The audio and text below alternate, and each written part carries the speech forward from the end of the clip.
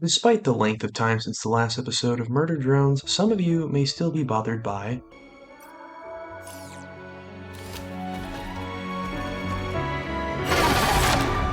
However, the teaser shed some light on what happened to V, as her death was never confirmed.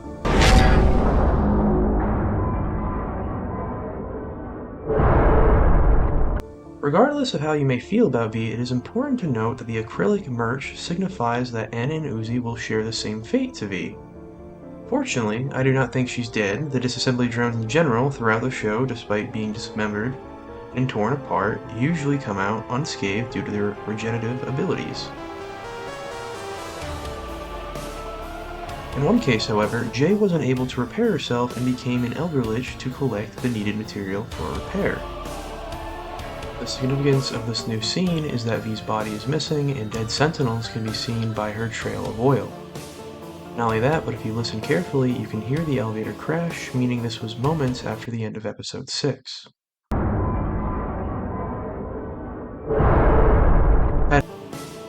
We find out that Alice and Bo were removing the corrupted cores from the bodies of the disassembly drones and safely storing them in an oven.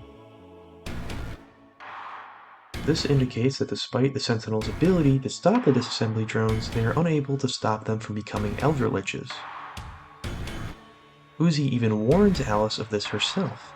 Whoa, hey, cut that thing up and you're gonna get a big creepy worm. An improvement. Nah, heat keeps him sluggish. Ain't our first rodeo. I want you to now notice that Alice said this isn't our first rodeo, implying that she's dealt with an elder lich before.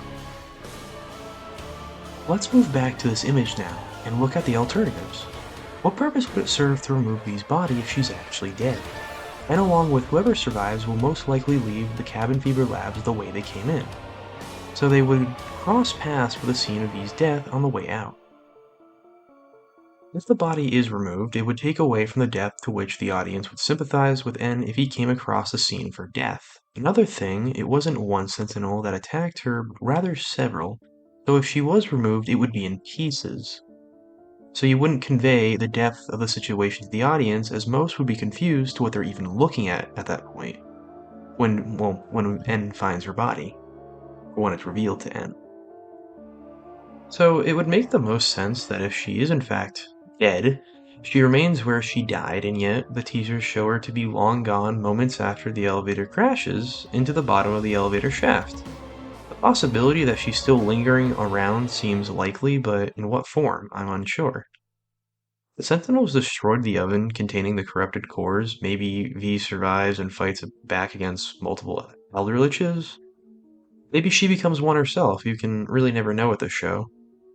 But here's a new angle to look at this. If it's true that N, V, and Uzi all share the same fate, then they will all survive, but at a cost. If we look at the protagonist's journey, then we can see rebirth comes after death, meaning characters can be revived. Now, since V, N, and Uzi all have the absolute solver, it is likely they'll all be revived if they're physically killed, but at a cost. Between the characters, the price will vary, such as V and Uzi losing their sanity and losing one he cares about the most. I don't know. We'll see. Just throwing this out there, by the way, I think the only way to kill a drone with the absolute solver is to uninstall the drone software or the absolute solver itself, as that is what Jay tried to do to N in the first episode, and was also listed as a step in drone disposal in the Zombie Drones tape. Getting back on track, let's talk about why V was killed in the first place. Out of all the current characters, V was the only one fixated on Sin's antics. Please.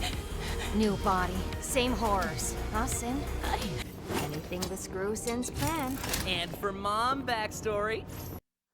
Tessa focused on the list mentioned in episode 6, so she'll break off from the group as shown in the last 2 trailers. I know is I need you.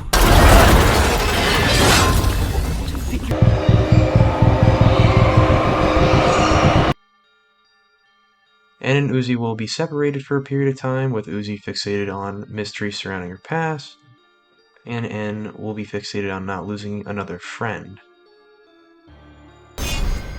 Why involve Doll? What's happening to her? She reckons the humans did something to her folks down here. Gave them a sickness she inherited. And? I think she's right.